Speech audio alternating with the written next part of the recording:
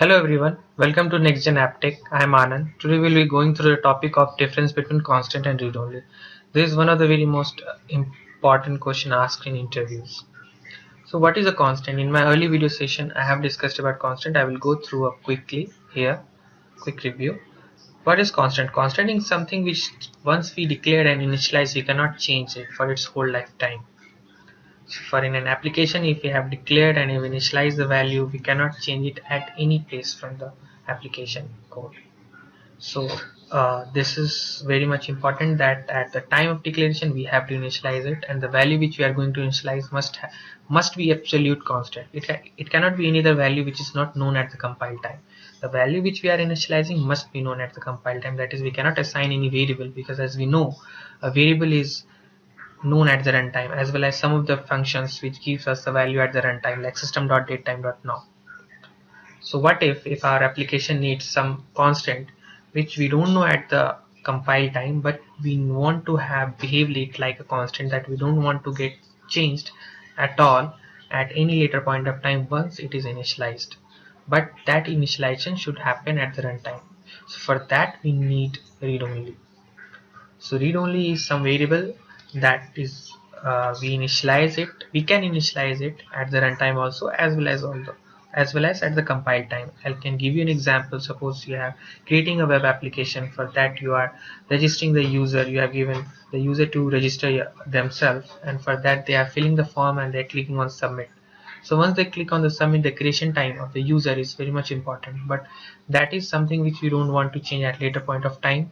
But also that value is not known at the compile time. That is known only at the runtime when your application runs and the user registers. So for those kind of situation, we have to use a read only. We cannot fulfill that thing with the constant value, constant modifier. So we'll see the difference between the constant and read only. We'll go point by point. First, constant initialization is must at the time of declaration for the constant, and for read only, initialization is optional. And if not initialized, it can be initialized inside a constructor or implicitly by default constructor to its default values. We will see this just now. I have a class here, my class, and in this I have a constructor called my class, which is taking no parameter. So parameterless constructor or default constructor, we can say. In this I'm going to have a variable of type integer which is of constant value, which is of constant type, and here we are not initializing with any variable. So if I will see that the compiler is going to throw us an error, constant field requires a value to be provided, so we have to give the value.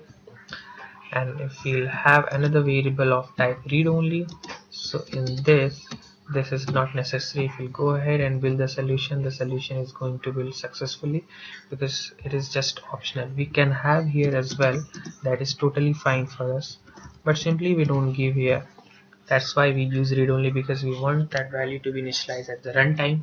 And at the runtime we know that whenever the instance of the class is created, constructor is get called. So be it a default constructor with taking no parameter, or be it a constructor which is taking some parameter. Suppose in this I am taking a parameter of type integer and I'm initializing, and so at the time of creation of the object we will pass the value.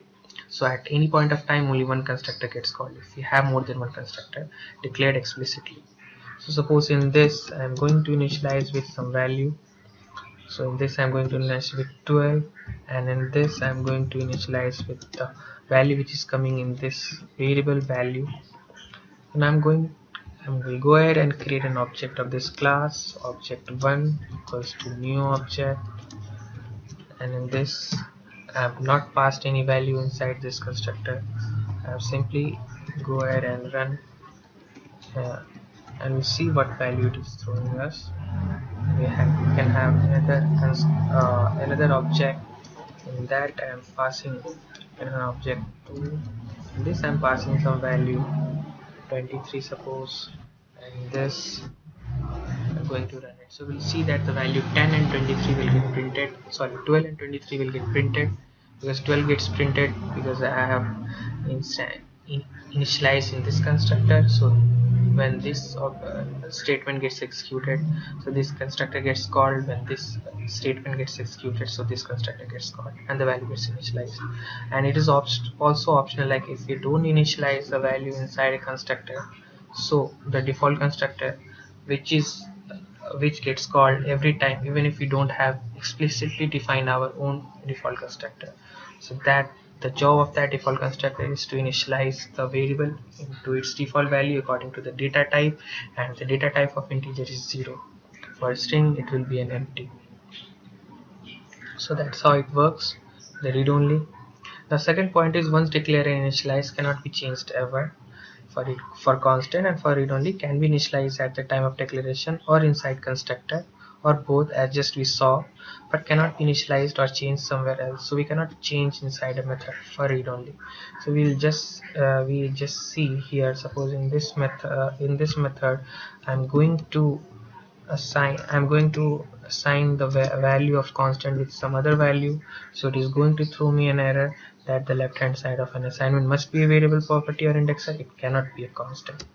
And the same thing if it go ahead and try to assign the read only variable some value, so it is again going to throw me an error, and the error it is going to throw me is read only field cannot be assigned to except in a constructor or variable initializer.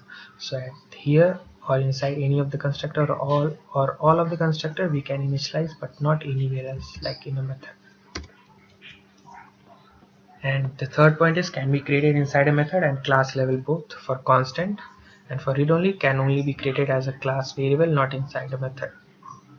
So as we just saw, at the class level the constant and read only is acceptable, like we can declare and initialize it. But at the method level, if we go ahead and try to create a new constant, so it is totally acceptable in the C# that we can go ahead and build a solution and it will be successfully that we can have a constant at the method level. But if we try to make this as read only, then it is going to throw us an error, and the error is the modifier read only is not valid for this term. So we cannot have read only variable at the method level. So now next point is can only be initialized by a constant or a constant variable and not by an instance or a static variable. As you know that we can initialize it at the time of declaration for the constant. So for that we can have only a concrete value. If we try to initialize it with some other value, it is not possible, except we can initialize it with another constant.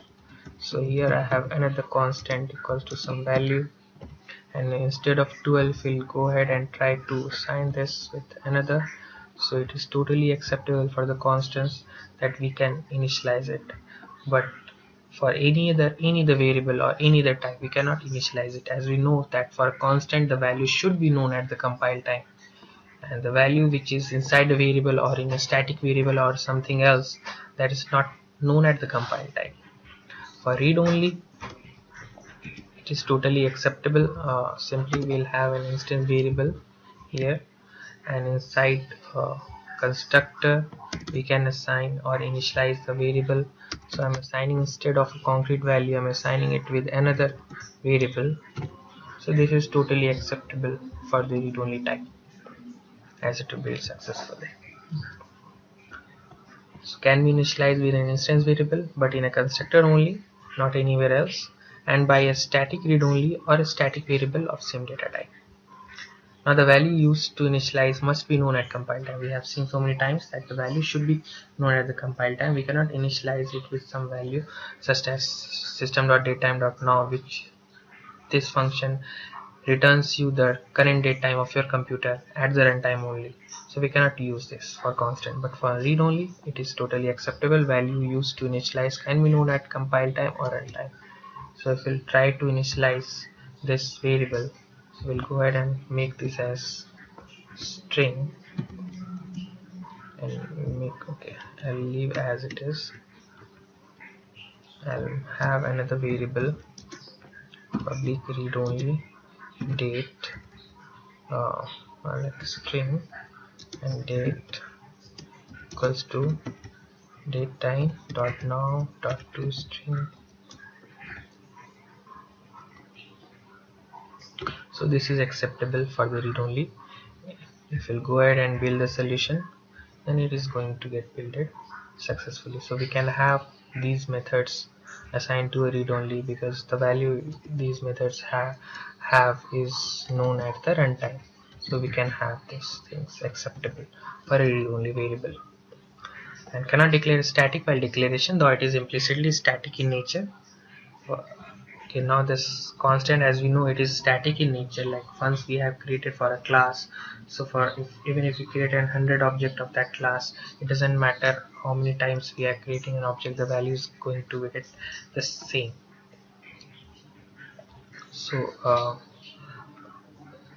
but for that, it doesn't mean that we can go ahead and put static keyword here for a constant, even though it behaves like a static variable. So the error is showing that the constant cannot be marked static. But for read only, we can have a static variable, like we can have static read only here. We can have another variable, suppose public static read only int static num equals to some value. So this is totally acceptable in the C#. Now the important point is here, if we want to initialize this static variable, if we are not initializing here, and if we want to initialize this static variable inside a constructor, then that constructor has to be static constructor. It cannot be a normal instance constructor. And as we know, inside a static constructor we cannot have parameter, and we cannot give the modifier public, private, or protected. So in this, if you go ahead and try to initialize it, so we can initialize some value with it. Now another point is, can be accessed by class name, not by its instance. For the constant and for the read only, can be accessed by class name if declared static, and by object if declared as instance variable. So constants is always accessed by its class name. If we'll try to access this constant number, so you can see that it is available at the class level, and it is also having a different symbol, so that is constant. And for this read-only variable, if it is an instance read-only variable like this variable num, so it is already available at the object of this class. As you can see, date and num both are static, both are instance read-only variable. And for static read-only variable, as we have this variable static num, this is in a static, so this is available with the class name, as you can see. Okay,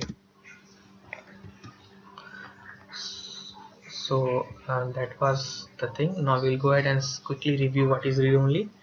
Read only, as we know, that we may need a variable whose value should not be changed, but the value is known at runtime, not compile time. For this we have read only. So we can say that it is much more flexible than the constant, and we can either initialize the value at the time of declaration or inside a constructor, or both, but not in method or anywhere else, and cannot modify as well apart from the constructor. For instance read-only variable, we have to use instance constructor, and for static read-only we have to use static, just we saw that. And apart from that, it is normally advisable for the fourth point that we should make read-only or constant as public, because if we are making it as public, then it is accessible by outside, but it doesn't mean that someone outside of your class go ahead and change it, because constant cannot be assigned anywhere. And for the read only also it goes the same way, except that it can be changed inside a constructor, and that constructor can be accessed by mm, uh, cannot be accessed outside of the class. If we are that constructor can only be accessed with the help of an object. So it is totally acceptable that if we'll make our read only and constant variable as public, so it is totally safe for us. Now we don't have to assign a value to a read only field in a constructor. If we will not, then it will have the default value as per its data type, or whatever value we have initialized at the time of declaration. So we just saw that even if we'll not initialize it with any value or any data, a read-only variable, then still it will have some value as the default constructor, which gets called at the time of the creation of the object to its default values. So for example, for integer it will have 0, for string it will have empty string. And we can pass the read-only field as ref and out parameter, but in the constructor only. We'll We'll see in the later video session that what are ref and out parameters. And we cannot declare read-only inside a method and cannot initialize there. So we know that we cannot declare and initialize the read-only variable inside a method. We can only initialize at the time of declaration and inside a constructor. If we'll have multiple constructors, then we can initialize it at multiple times. So practical example of read-only, as I already told you that at the time of the registering new user, the creation time, if you want to capture, then we should store it in read-only, because the value of that is known at runtime only, and that value we don't want to change. That value we want as constant, so we cannot use constant for that. The best way for that to use is to read-only. Thanks for watching the video. If you find any error in this video session, or if you have any questions related to it, please feel free to write in the comment section below. You can also download this PPT or presentation by clicking on the link given in the description below the video. Thanks for watching. Have a good day. Bye.